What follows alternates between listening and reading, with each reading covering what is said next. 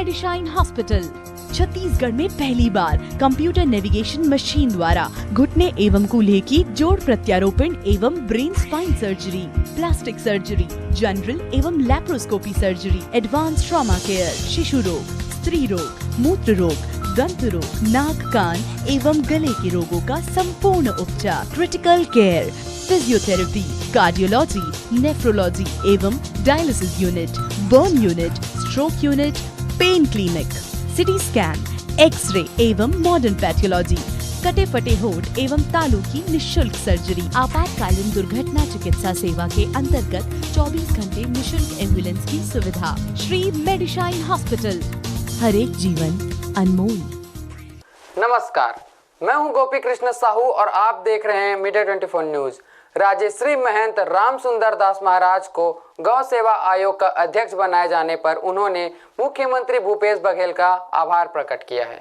उन्होंने आभार प्रकट करते हुए कहा कि वे पहले से ही गौ की सेवा में तत्पर थे और उन्हीं सब कार्य को ध्यान में रखते मुख्यमंत्री बघेल उन्हें यह जिम्मेदारी सौंपी है। महाराज राम सुंदर दास ने आगे कहा कि जो जिस कार्य में तत्पर थे उन्हें उसी कार्य का दायित्व सौंपा गया। निश्चित रूप से मैं सबसे पहले तो माननीय मुख्यमंत्री भूपेश बघेल जी को, हमारे कृषि मंत्री रविंद्र चौबे जी को, हमारे संगठन के मुखिया मोहन मरकाम जी को और सभी वरिष्ठ कांग्रेस जनों को मैं बहुत बहुत धन्यवाद साधुवाद देना चाहता हूं कि उन्होंने बहुत ही विश्वास करके मुझे छत्तीसगढ़ गौ सेवा आयोग का अध्यक्ष नियुक्त किए हैं। और जिस उद्देश्य से इस गौ सेवा आयोग का निर्माण किया गया है कि छत्तीसगढ़ में गोवंश का संवर्धन हो, संरक्षण हो। आज गली में, सड़क में गौ माता दुर्घटनाग्रस्त हो रहे हैं, अकाल मृत्यु उनका हो रहा है, वह रुके।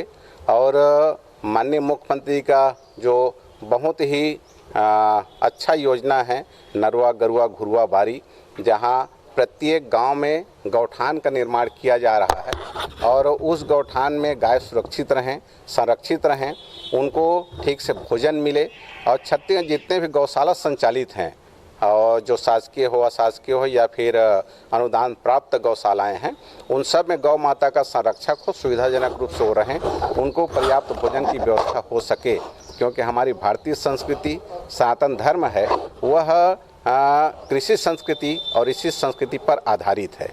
यदि हम ऋषियों की बात करें तो पूजा अर्चना करने के लिए, हवन यज्ञ करने के लिए भी गाय के दूध चाहिए, घी चाहिए और गोबर चाहिए, गौमूत्र चाहिए पंचगव्य बनाने के लिए।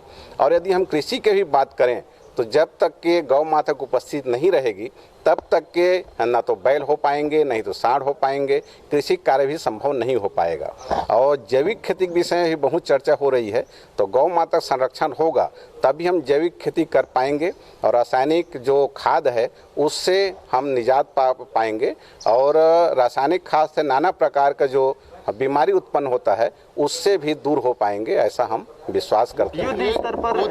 युद्ध स्तर पर लगातार हम देख रहे हैं कि गौ तस्कर का मामला सामने आता रहा है। इसको लेकर के आप किस प्रकार कार्यवाही करवाएंगे? अब निश्चित रूप से माननीय भूपेश भाई जो हमारे मुख्यमंत्री हैं, उनका मुख्य उद्देश्य यही है कि गौ वंश का तस्करण न हो और उसका संरक्षण हो। यही सोच करके प्रत्येक गांव में वो गौठान का निर्माण करा रहे हैं।